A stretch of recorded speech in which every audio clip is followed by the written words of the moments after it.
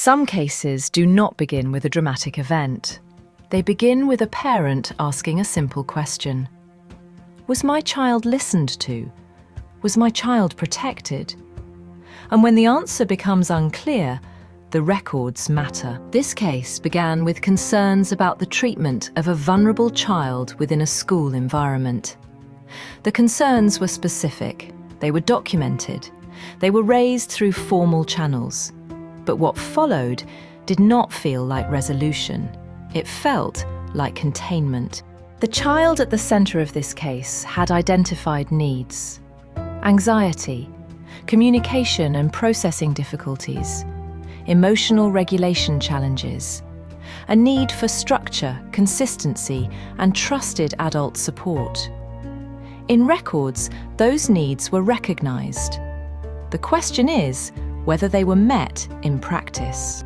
Complaints procedures exist for a reason. They are meant to examine evidence, not defend authority. In this case, concerns were raised over time. Responses became procedural. Timelines became disputed. And the focus appeared to shift away from what happened to the child and towards closing down the complaint. Where school leadership controls the narrative, governance can become dependent on summaries rather than primary evidence. That is dangerous, because safeguarding is not protected by reassurance. It is protected by records, scrutiny, and independent judgment.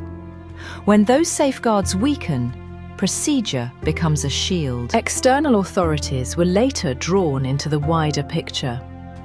Data requests were made. Disclosure was challenged. Further searches were required. For investigators, that matters, because institutions can control a narrative. They cannot control timestamps. This investigation is not about exposure for its own sake. It is about accountability. When a complaints process protects leadership more than it examines conduct, the system has failed. Independent scrutiny does not create conflict.